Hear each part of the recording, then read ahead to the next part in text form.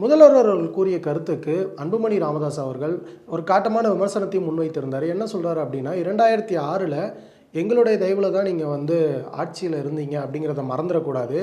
கலைஞர் அவர்களுடைய மறைவிற்கு பிறகு அவர்களுடைய உடலை நீங்கள் அடக்கம் செய்கிறது கூட நாங்கள் கொடுத்த வழக்கை வாபஸ் வாங்கினதுனால தான் அனுமதி கிடைச்சிது.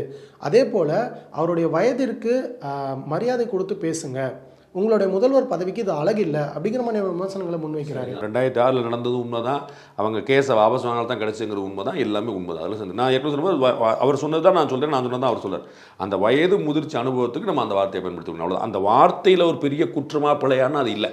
ஆனால் அவர்கிட்ட தான் உங்களுக்கு உதாரணம் சொல்லிட்டேன், அவரை எடுத்து சொல்லியிருக்கலாமான்னா வேண்டாம், தவிர்த்துக்கலாங்கிறது தான். ஆனால் அந்த வழக்கை மிரட்டி தான் வாபஸ் வாங்க வச்சாங்க அப்படிங்கிற ஒரு கருத்தை அதிமுகவினர் முன்வைக்கிறாங்களே. எடப்பாடி பழனிசாமி ஸ்டாலின் விமர்சனம் பண்ணார், நம்ம ஒன்றும் சொல்கிறதில்ல.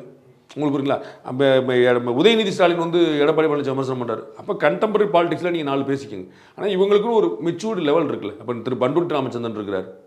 அவர் பண்டூட்டி ராமச்சந்திரன் இன்னொரு அவர் அரசியல்வாதி தானே, கண்டெம்பரரி இன்னொரு. ஆனால் அவருடைய வயதுக்கு முதிர்ச்சிக்கு அனுபவத்துக்கு நீங்கள் அவரை என்ன பெரிய பண்டூட்டி அப்படி சொல்லிட முடியாது. அது மரியாதை கொடுக்கும், அதுதான் நம்ம எதிர்பார்க்குறோம். அப்போ திரு அன்புமணி ராமதாஸ் சொன்னது சரி, நான் உடன்படுறேன். இந்த ஒரு கருத்தை பொறுத்த வரைக்குமே பாஜகவினுடைய தலைமை உடனடியாக அவர்களுக்கு ஆதரவு தெரிவிக்கிற மாதிரி கூட்டணி கட்சியே உள்ள இறங்கி பேசிட்டு அப்ப அந்த பக்கம் கூட்டணி ரொம்ப ஸ்ட்ராங்கா இருக்கு அப்படிங்கறத இந்த வெளிச்சத்தை அதை வச்சு அப்படி முடிவு பண்ண முடியாது. இந்த டாக்டர் ராமதாஸை இப்போ நான் ஆதரித்து சொல்லியிருக்கேன். அப்போ டாக்டர் ராமதாஸோடைய எல்லா சித்தாந்தையும் நான் ஆதரிக்கணும்னு சொல்ல முடியாது. நாளைக்கும் ஆதரிப்பேன்னு சொல்ல, நாளைக்கு நீங்கள் வேறு கேள்வி கேட்டால் வேறு, இப்போயே வேறு கேட்டால் வேறு பதில் சொல்லிடுவேன், அது வேறு விஷயம். இன்னைக்கு அவர்கள் ஒற்றுமையாக இருக்கிறார்கள். கூட்டணிங்கிறது 2025 டிசம்பரில் தான் இறுதியாகும்.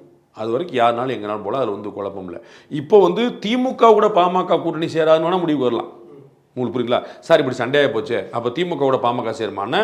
திமுகவோட பாமக சேராது, விடுதலை சிறுத்தைகள் வெளியேறும் வரை.